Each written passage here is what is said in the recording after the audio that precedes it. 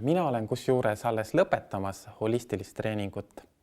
Minul on üks moodul veel käia ja see aasta, mida ma praegu käin,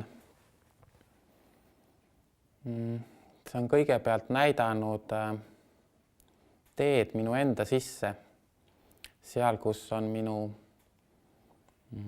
armastus, rahu, vaikus. Ma näen seal enda sees tõelist iseennast.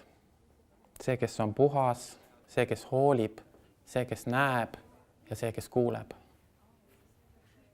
Enne treeningut ma otsisin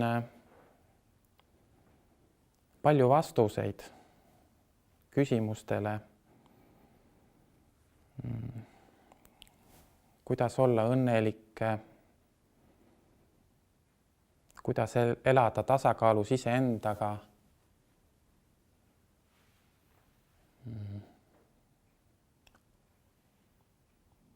kuidas armastada iseennast.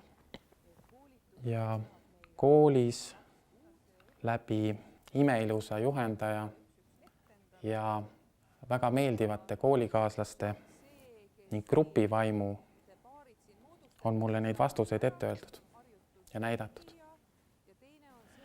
Mina tulin holistilisse treeningusse sellepärast, et ma mäletan seda selgelt. Ma ütlesin sisseastumiskõnelustel, et ma tahan saada tugevaks. Tugevaks, kes julgeb, kes tahab, kes suudab, kes muudab, kes lendab. Ma soovin elus lennata. Ma olen õppinud lendama, aga üsna tihti ma veel elus kukun. Aga see kool ja need inimesed siin minu ümber on aidanud mind alati õhku uuesti tõusta ja aina kõrgemale ja kõrgemale, kus näeb aina kaugemale ja kaugemale tervet seda imeilusat maailma.